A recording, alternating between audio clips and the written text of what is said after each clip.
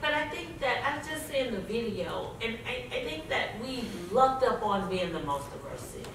We aren't the most diverse. There are many cities. No, but I mean we lucked up on being the most diverse. When I mean we lucked up is that there was some population, there was some demographic trends that happened.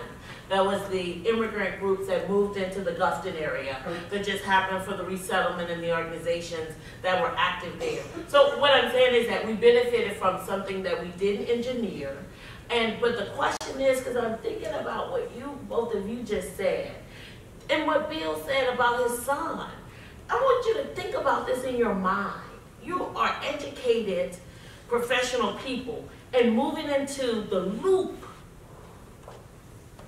was not possible and almost not possible. So what does that mean post-Harvey?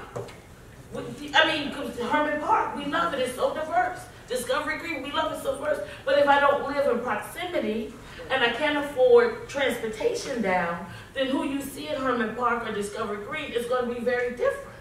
I think that we don't really, in our minds, I think there's some sort of disassociation that happens. Because Houston is such a, we can do it, anything's possible. We don't stare reality in the face. We don't see the real challenges, that there is really a chance that this city can look very dramatically different in its public places in 5 to 10 years because we are not putting together policies that make sure we have economic integration in the very core of the city. Will you come on my podcast? We've got to get off of this field. When we say inside the loop today, we think Heights and Montrose and River Oaks. We don't think near North Side, East Side, Denver Harbor, 3rd Ward, 5th Ward. We don't think all the way near the ship channel, and they need to look that direction inside the loop, which has access to downtown. Well, you know where North Side is going. It's good. I was like, let me be fair, I looked at the neighborhood. I think people look in those areas, the River Oaks, the Montrose, the Heights, because of the schools, because they have better ratings. Sure.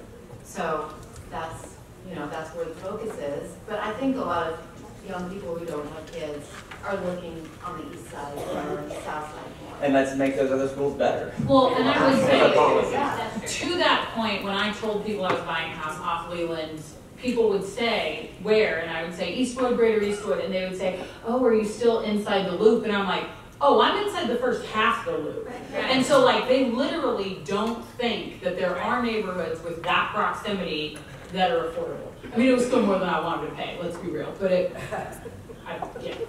So tell us about getting younger people, these millennials that are looking at Houston. How can we engage them? How can we keep them? How can we let them be decision makers of our city? Because they would make a different decision than a wealthier white person who's 52 years old would make. That's right. So Mayor Turner is good about talking about diversity and talking about inclusion and the difference between the two, right? That inclusion is intentional. And so we certainly talk about more than just, traditional, when we think about how diverse is the board of directors, we talk about how many council districts of the city and neighborhoods are represented. And we talk about, are there members of the next generation, is what Mayor Turner always says. And he believes that it's as much to train those millennials in how to have these conversations and how to participate as it is that we're not trying to take other people off the boards, but we need those people to learn how to ask questions and speak up because their concerns are different, right? They're carrying a lot of student debt and they're trying to figure out how to live in this awesome diverse city, but how do they live there and get downtown for all the things that we want them to do without being priced out. So what we do when we look at a board for Mayor Turner is we look at both who has applied, right? You can go to the city's website, houstontx.gov/boards, and there's a list of 150 permanent boards and commissions that we're always dealing with. So we can look at anybody that's come and filled out an application or sent me an email with their resume and solicited interest in and some board or commission, and then we also reach out, right? So a lot of times we don't have overwhelming interest in boards that are just doing a lot of hard work for free. So that's when we reach out to council members or wonderful active community heroes like Bill Baldwin and say, who do you know on this side of town that has knowledge in X and that's interested in Y and that knows this is for free? And so it's a combination of, we hope that they're on the website, we hope that they're paying attention to what city government's doing, but also we have to reach out because they might just be trying to get their job in Houston and figure out where to live in Houston. So we have to reach out and say, did you know that there's a tax increment reinvestment zone in your neighborhood making decisions on development in that area? Right. And there are only 5 people on that board of directors voting on that decision, so you may not get that seat on that board, but you can surely be at that meeting and you can ask those questions and you can then come before city council and say, I was at this meeting in my neighborhood and I wasn't thrilled to hear that none of the sidewalks are accessible for my new neighbors. So I now want all 16 council members and my mayor to hear that I would like that to be a priority. So with millennials, we're working on both getting them seats at the table in boards and commissions that have room and that have vacancies and that have terms that are turning over, but we're also encouraging millennials just to start showing up. That there are millennials that either are new to the city or just new to public service or new in their careers. And to Bill's previous point, they can't actually be gone from work every other Thursday for hours and hours and hours for planning commission meetings like Bill Baldwin can. So maybe I can't get them on the commission, but when the commission is deciding on something that's relevant in their neighborhood, they can get to that meeting and listen to what's being decided and ask questions. And so we definitely have a balance of showing up and engaging millennials and helping them figure out how to get them on a board or how to just get them involved with the board. Is there a website? Yes, ma'am. It's so HoustonTX.gov is the city's website. Now /boards will take you to the list of boards and commissions. Commissions always working. In the Department of Neighborhoods, you can find all the super neighborhoods. That's right. And even in that list, you can also super neighborhood. Super neighborhoods is the body, the entity that the city actually interacts with to talk about decisions, and it's also the place where developers are supposed to go, anybody where there's any public-private collaborations happening, the city, the Department of Health comes out, so the city interacts with super neighborhoods, and then super neighborhoods interact with civic associations. So the super neighborhoods, and this is really a great marketing tool for you, really the super neighborhoods have the connections with the civic organizations who actually do the block level work in a community.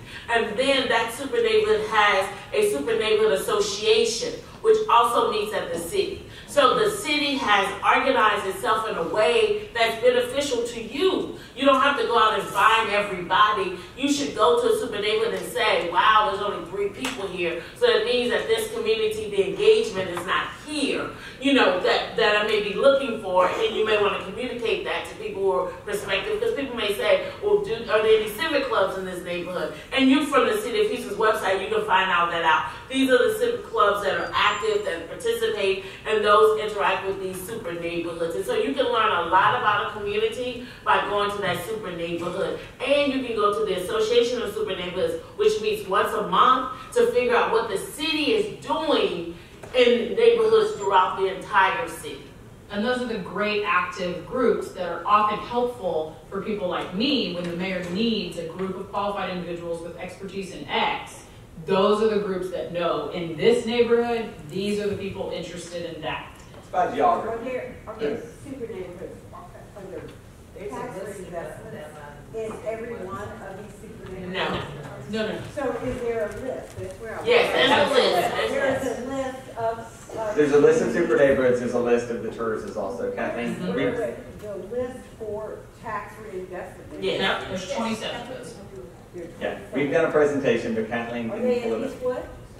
There's no, you would just have the downtown one that would go to where Compass State And there's is. an east side one, but they're Yeah. not like they're. Where navigation is, my friend Bo Fraga, he's there over there on the east end. They do have one. all those parks and everything tied to navigation, the Esplanade there across from, that was all And the paid for. city's economic development webpage, I mean, you could type in Google City of Houston tax increment reinvestment zones, but our economic development page on the city's website will list them all, and you can click and look at the map of where they all begin and end, and Good. For the 27-year-old. Yeah.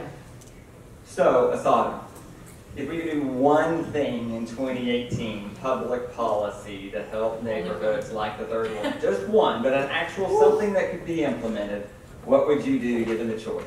One thing.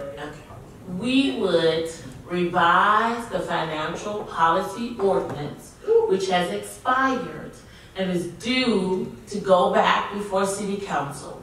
And we would include in that ordinance some language to strengthen local hiring, to strengthen language about using those development deals to provide training, to provide living wages, and also to provide affordable housing units in the deals in which the city is putting forth. And also that puts in a process that accounts for a public hearing so that communities and neighborhoods can know what's happening with these deals, so we don't have the White Oak Music Hall disaster happening ever again.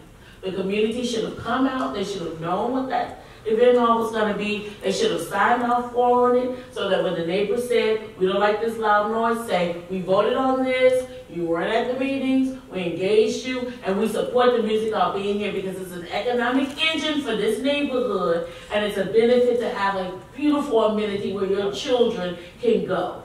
That disaster should have never happened. And if one ordinance, is a financial policy ordinance. It's a short list of things that we can do, which says when the city does a deal, it gets something out of it.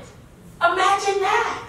When the city gives a couple $1 million, it gets some affordable housing units. Imagine that. When the city gives a couple $1 million, it gets some jobs for unemployed Living residents. wages. That's right, in the neighborhood where that development is happening or proximate to that. The city drives the economic engines of the city. Imagine that. We're working on all this things. We've It's got like a recommendations for the mayor's task force. So the city subsidized the White Oak Music Hall, provided money for infrastructure, and in return, we could have been given this opportunity for a community meeting, could have required a certain amount of living wages, could have required the contractors were within a geographic area, so it would help people live, work, and play in an area that we're subsidizing. We subsidized 30 different hotels in the last decade, that have helped create the housing units for these conventions, but we need to create living wages from those jobs, not just $8 an hour made jobs. We got to get the most out of our very scarce public dollars. We don't have a lot of them. So when we give them away and we share them, we have to make sure that people take those dollars and reinvest them in the very communities and the people that we care about and we serve. And the White Oak part, the other part is this. I think that's a great event center. And I think it's tragic, all of the controversy in that they're going to court. And think about this. If you want to create an event center in a nice neighborhood and you see what happened to White Oak, are you going to want to do that again? No. So that should have went through great due diligence so that the community was its greatest, grandest advocates, right? And so when you have those neighbors, so in our neighborhood, people move near Emancipation Avenue where all the bars and nightclubs are. I don't know why they do it. They saw it when they came into the neighborhood, but they do it and then they want to go down to City Hall and say, we want a noise ordinance of this. And I fight against them. I say, you knew this when you moved here.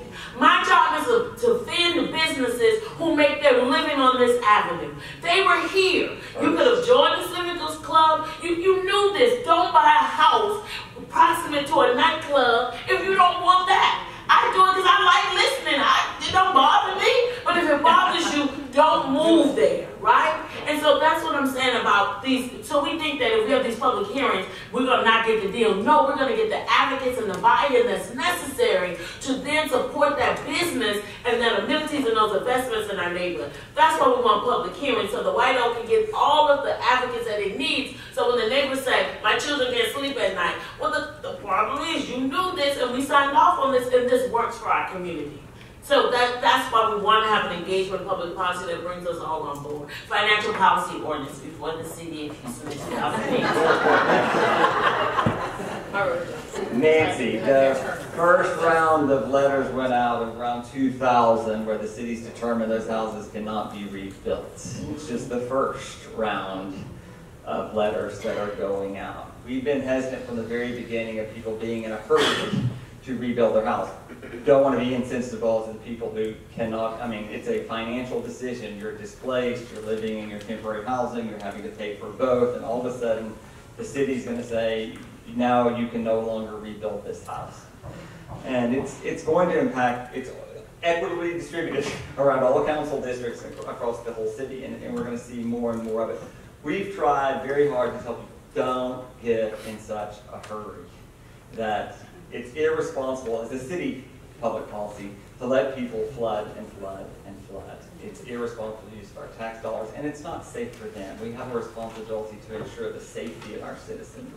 But it's going to be controversial because how do we compensate the people who've now lost the ability to remodel their home there? I mean, do you see this being as an issue, especially in the poor neighborhoods? You know, the wealthy neighborhoods are going to sell their lot and they're going to build a big house above that. But in many of those neighborhoods, that's not what's going to happen. Yeah, people are just going to walk away, I think. Right. It's the looming foreclosure areas of those neighborhoods which leads to the downfall of those particular neighborhoods, especially in the 1 to 3 year time frame, right? Right, exactly. Yeah, it will be the foreclosure neighborhoods of Harvey, or however we'll refer to them. You know, whole neighborhoods that turned over and where people just left.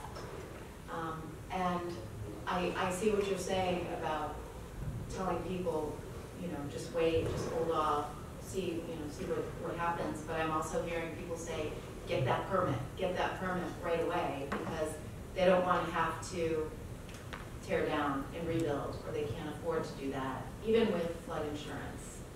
So people, you know, and it's so easy, because I work with someone who is going through this, and it's so easy to talk about it and to think like, okay, we've got to do the right thing here. And if this house is flooded 3 times in 3 years, and you know, the flood insurance policies have paid $1 million to this for their $200,000 house, that's not responsible. That's affecting all of the taxpayers. And, right.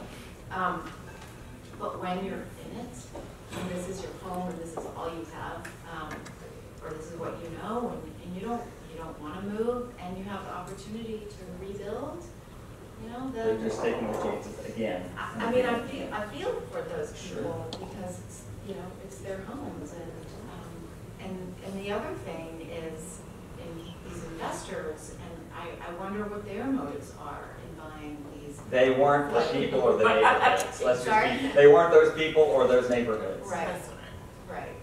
And and I think that, Bill, that's one of the problems with this unregulated development environment that we have.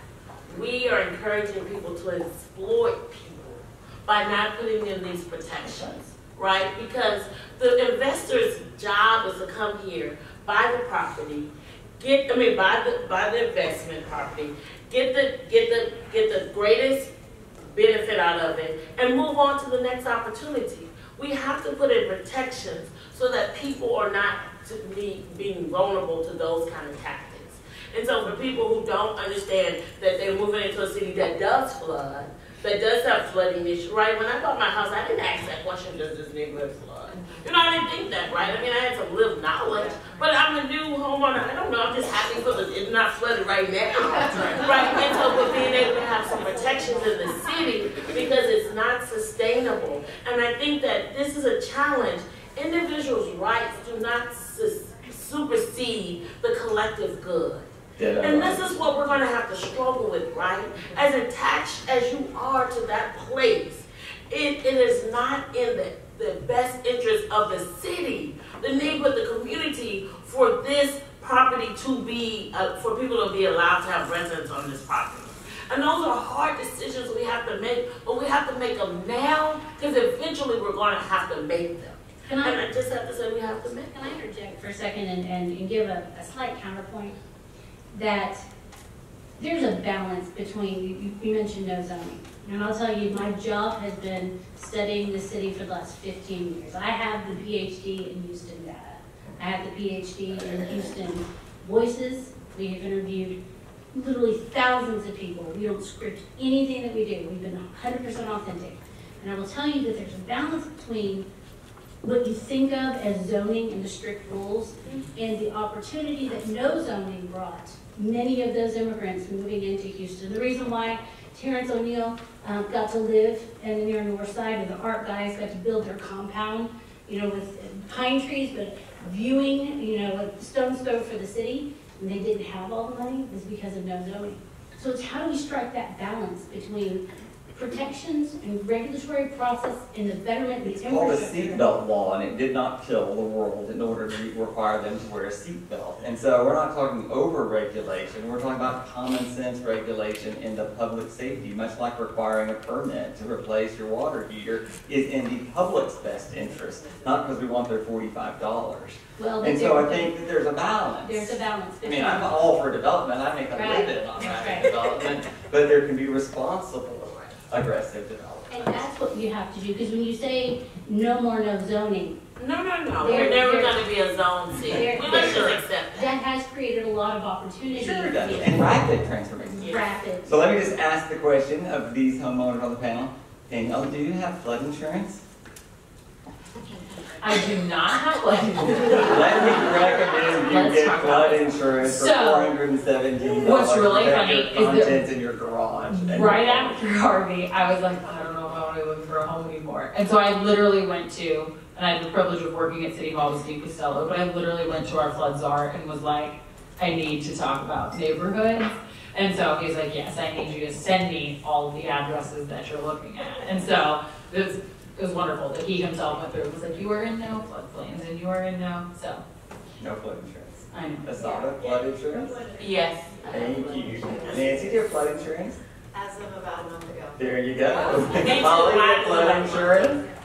Danielle, you might look at flood insurance. You have cars, you have a garage, you might be stuck there 17 days, your street might flood in the future. Okay, let's open it up just for a few questions. If you have questions for specific start. First, I'd like to say I love that you live in a 900 square foot town. I know. I think it's so great, and I think that the only way we're going to have a sustainable future is if people are living smaller. And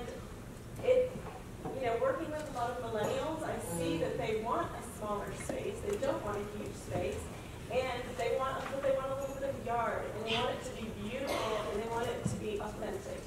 And so I'm just wondering, are you working with any with builders and any work that is giving them some kind of city incentive to build smaller, but not just up, because people don't want to pay all those HOA fees. They want something small, but unique, and You can buy those shotgun houses in her neighborhood for $50,000, $70,000. They're out Building there. sent an email to us. They're out there. Yeah. And we also working with Danny Samuels. He's an architect at Rice University, and he has a workshop. And Danny Samuels has actually done a lot of rehab and new builds on what we would consider micro housing or tiny houses, right? And so the concept and the idea is to be able to create a design product that is attractive to people. And so we're doing that in the Historic Third Ward. We have a number of sites that we are now moving to the development phase on to create and really market the micro houses or the tiny houses in terms of the row house. And I think the challenge is, it's just like in Houston. The challenge is if you don't have a car, you're seen as less than, right? And I even heard this, even if you're not a homeowner, you're seen as less than. It's like a second class status because we associate the size to really success, right? So if you can afford it, why would you get a big house, right? In some sort of way, we've got to do a value to shared spaces. I live in a neighborhood with the first public park in the state of Texas. That's called Emancipation Park. The first public park in the state of Texas. I don't need much green space when I have that big park, right? I don't need an exercise room when I can walk to Emancipation Park and exercise, right? So being able to really create a culture where we value shared spaces and the use of those shared spaces. And we're hoping to do that with Danny Samuels, and then we're going to do a design book for builders so that they don't have to incur all the costs to be able to duplicate those structures in our neighborhood and be able to promote. And there's some great investors here that say, yeah, I love these row houses, I'm going to rehab them, and then I'm going to sell them as rehab properties because I can really make a lot of money off of that, but I can also support this neighborhood's effort for historic preservation. Bill said my top policy. The other is a conservation district that we want to pilot in the historic third ward because we have a lot of buy-in to wanting to be part of that, and we're willing to give up some of our rights, for development around that if we can have some protections from the city to support conservation of the neighborhood. And the row houses, micro houses are part of that. Marissa? Okay, I'm a millennial, and I don't live in a tiny house. I live in a 3,500 square foot house. It's huge, and I live in the suburbs. And we do also like walkability. There's a lot of master plan communities where the schools are within the neighborhood, so you can have the mom walk their kids to school. The strangest thing to me moving to Houston from LA was there's no sidewalks. I ran every single day when I lived back home, every day.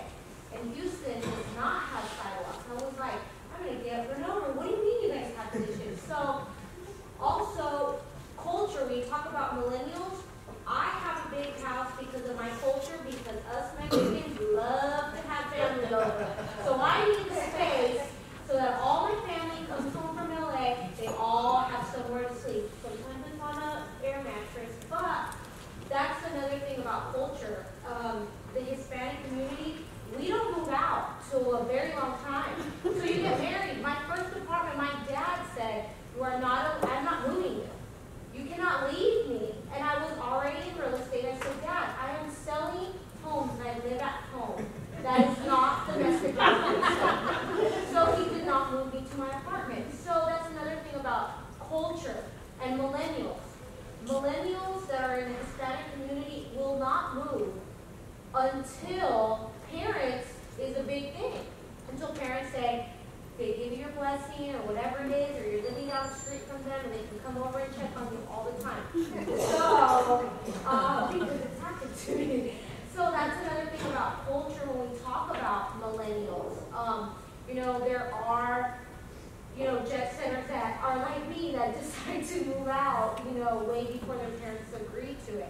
And out in the suburbs, it's not all that horrible out there. The drive is sometimes a little bad, but I'm very blessed where I don't have set hours at our office where I can come and go.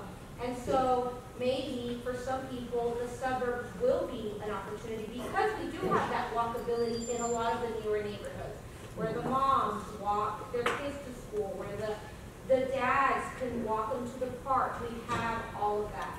Well, my love collaborator lives in Sugar Land, and I really value that road trip out there and being out there in Sugar Land. So I think there is an option. I think the point is we need choice. And that's all we're saying. Yeah. They're going to be the people who are going to, and if you were my sister, I would come and sleep at your house. But I don't need 3,500 square foot. If you have 3,500, we all don't need it. Everybody, we can have one family house and you can have that one. So I'm saying we need choices, and we really need to open up the conversation that success is not tied to how many square feet that I have, right? For me, I'm a successful person. Bill invited me here, right? And I still just have that little tiny house, and I'm very successful. I'm very hardworking. I've achieved a lot, and my success is not tied to how big my house is, or if I have my own car and I don't share a car with someone else. So I'm saying that's really for millennials. My mom does not drive. She didn't drive when we lived in California. We I moved to Houston, and that was not a possibility. You know, Definitely not one size fits all. you brought up something about sidewalks, and I've heard sidewalks mentioned a few times. That was the first thing that my husband in Timber Grove, he said, look, I want sidewalks. I never really thought about sidewalk or non-sidewalk, but I've realized that sidewalks are an amenity that are not as common. Growing up in the suburbs, we all had sidewalks. And they need to be tied to developers.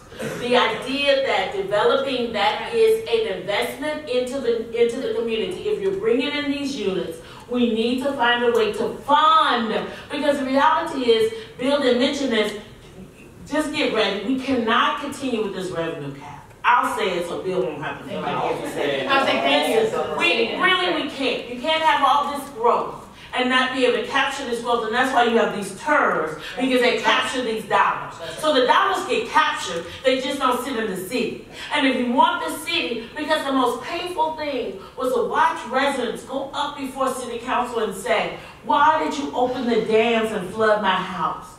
And Mayor Sylvester Turner said, it was not the city of Houston. We hold the city of Houston responsible for a lot, but they do not have the resources that they need to make the city the quality we wanted. And that's a hard conversation to have. We don't have sidewalks because we don't have the public works dollars and the dollars to invest in the infrastructure. You can't have it both ways. Right. And with, I was like, Holly can easily talk about the coming growth. You all probably know about the projected growth, but like, we're never gonna have the dollars for the sidewalks, but people keep coming and we've gotta get water to them before we talk about sidewalks. And just, I appreciated the millennial love for suburbs, because I do think what suburbs do well is begin with things like trails to parks and sidewalks for biking. My neighborhood does not have sidewalks. It's a very small neighborhood. but a lot of the newer neighborhoods, even at the high school that I went to here, did not have sidewalks. So I was like, how do I walk home? Oh, you don't. Carefully. Bus or your parents. Kelly, you have one last question? Well, yeah, about the tiny houses and the land values. How do you stay in place in Houston when the land value where you're 900 square foot You house? go to cheaper land. So Then you can't stay in place. there are still $6 and $8 a foot lots. Yeah, and there's also, we are working with the mayor to provide some protections for this issue, because it is an issue so it puts pressure on existing residents in the neighborhood when these townhouses come up, right? And they create this increase in value, which is disproportionate to everything that's happened the 5 years prior to that, right? So the city can, neighborhood by neighborhood, give some protections to those homeowners. And then and the city's going to do this, so I'm just putting things out there. So there's something else that Austin did called the Community Land Trust. So the city is looking to that, because we've got to go to some new models to protect affordability and to protect existing residents. That's a case where the land can be owned by this public entity, but the house can be owned by the individual so that they can stay in place. So we've got to be innovative, and we've got to be willing to look at some different ways to manage the development and the growth that's happening. And I want to say to the zoning, when nobody was wanting to come in, not having no zoning was great. Now that we are a grown up city, right? You know how your parents say, you're grown now, I need you to do things differently, right? We need to make budgets. We need to do some planning. We need to act like we're a big grown up city and manage our resources and our growth in a way that shows that we have the maturity to move into the next phase of our life as a city. Holly has another video we're going to kind of end this presentation with. It's about 1 minute long, so let's see where this one goes. So this is augmented reality. Very hyper-local. We're talking about neighborhoods. Now we're bringing the idea of technology. Houston's the first city to launch this. That pairs just like the Chronicle purchased Houston community newspapers, hyper-local is the new norm. So the way to bring your community to you via technology is augmented reality.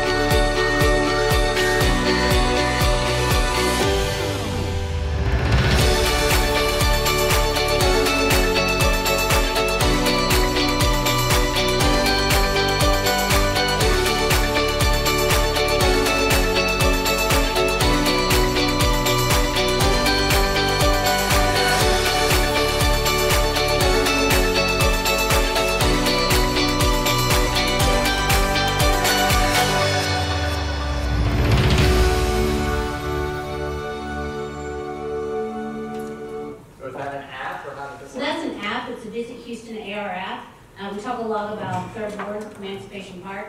A great way for a visitor, a new resident, an interested resident to find out a little bit more about the history would be to download the app, hold it up, and a natural data layer shows you everything you need to know about Emancipation Park. Think about it as digital wayfinding for the millennium, if you will, not necessarily just for millennials. So that's something that we launched 3 months ago. We're going through the second phase of integration with Uber and Lyft and OpenTable soon. And then we're going to be working with several of the master plan communities and civic communities to bring in their data layers as well, so we can get very granular. And Holly, how many cities in the United States have augmented reality apps? None. That's been done. None. Start. Well, on behalf of Boulevard, really, I want to thank each of the 4 of you for being here, making time out of your very busy schedule to kind of set the tone for 2018. Houston is this amazing place, filled with amazing people. Yes. That's what makes it great, who are doing great things for other people in our city. And I want to thank you for being a part of our panel today and being part of our kickoff for the new year. We're very optimistic about Houston and what we can do to make each of our neighborhoods the best that they can be. So thank you so much. I have one thing to say. I just want to thank Bill. Bill is a great steward, and he embodies the spirit of Houston. He gives a lot of his time. I want to thank you personally for supporting a Harvey-related fundraiser for a church who was flooded and didn't have flood insurance. And so I just want to tell you that you really do have a treasure in Bill, and we are fortunate as a city to have you here because you make us a better city, and you give of yourself in ways that really helps this city be the best city it can be. So thank you, Bill. Yeah.